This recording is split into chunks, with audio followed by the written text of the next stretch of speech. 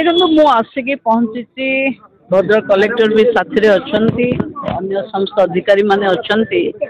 चाषी मानकर जो धानर अवस्था ये आम देखिलु आर 2 ब्लॉक को मोर देखबार अच्छे देखी सारा पर आम 30 तारीख सुधा जो माने रिपोर्ट आमर देबे तांकर भी रिव्यू हम समस्त चाषी मानकर यही समय विपद समय सरकार चट्टान भली पछरे ठिया है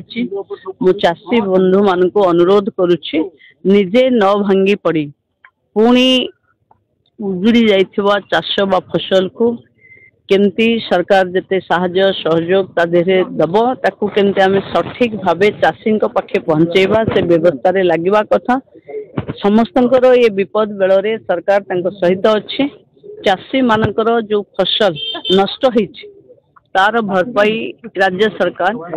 भल ढंगरे करिवो एवं कोनोसी चाषी अवहेलित भावे रहिबे नहीं ये कथा को सरकार देखिबा पई आज सकाळु सब मुख्यमंत्री मंत्री माने समस्त गां गहली को जाइचंती मो भद्रक और बालेश्वर जीवी